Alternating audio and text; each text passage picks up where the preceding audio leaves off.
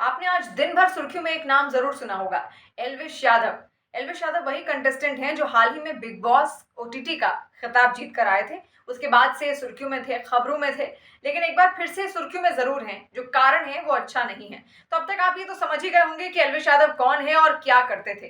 तो सीधे आते हैं उन आरोपों पर जो उन पर लगे हैं। तस्करी का आरोप लगा है और साथ साथ गैर कानूनी तरीके से एक रेव पार्टी ऑर्गेनाइज करने का आरोप भी उन पर लगा है। लेकिन सवाल ये है कि आखिर एल्विश यादव तक जो वन विभाग की टीम थी या नोएडा पुलिस की टीम थी वो कैसे पहुंची।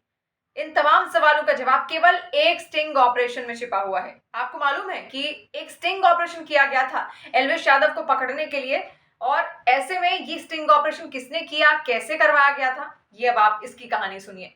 दरअसल ये स्टिंग ऑपरेशन जो करवाया गया था ये था एक एनजीओ की तरफ से। इस एनजीओ का नाम है पीएफए यानी कि पीपल फॉर एनिमल्स। ये एक ऐसी संस्था है, एक ऐसा एनजीओ है जो कि काम करता है जानवरों की देखरेख का, जानवरों की भलाई का, उनके वेलफेयर के लिए काम करता है। और इसकी जो संचालिका है वो है बीजेपी सांसद मेनका गांधी। तो मेनका गांधी की बाइट भी आपने सुनी होगी खबरों में, आज उनको आपने सुना भी होगा। उन्होंने कहा भी था कि कई बार से, काफी टाइम से उनको शक था एल्विश यादव पर, और ऐसे में ये स्टिंग ऑपरेशन चलाया जाता है। स्टिंग ऑपरेशन चलाया है उनके ही एनजीओ के एक वेलफेयर ऑफिसर ने, जिनका नाम है गौरव गुप्ता।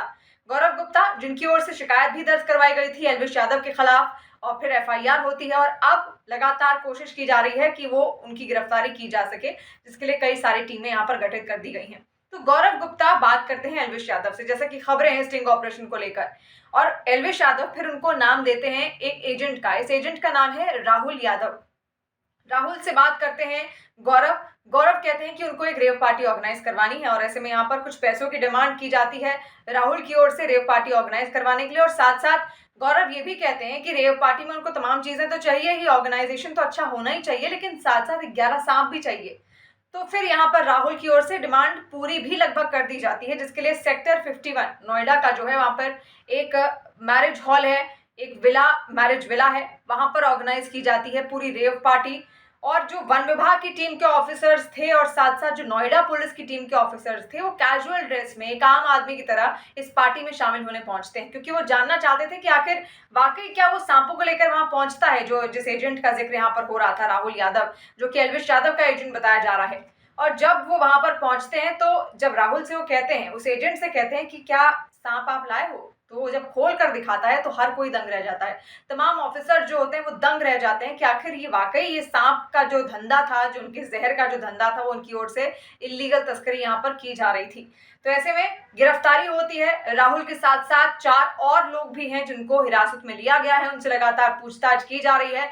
और राहुल ने, जैसा कि खबरें हैं कि कहीं कहीं पर उसने एल्विश यादव का नाम लिया है और ऑडियो भी इसको लेकर एक सोशल मीडिया पर वायरल हुआ है। वही शिकायतकर्ता गौरव गुप्ता जो कि एनजीओ की तरफ से काम कर रहे थे, उन्होंने स्टिंग ऑपरेशन चलाया, उनकी और राहुल की बातचीत का एक जो ऑडियो है वो लगातार सोशल मीडिया पर वायरल हो रहा है, जिसमें साफ साफ वो एल्विश यादव, अच्छा आपने एल्विश यादव ने आपका नंबर दिया है, इस तरीके से जिक्र करता हुआ वहां पर साफ नजर आ रहा है। तो इस तरीके से अब तार कहीं ना कहीं एल्विश यादव के साथ साफ जुड़ रहे हैं, क्योंकि राहुल कई बार एल्विश यादव का नाम ले चुका है।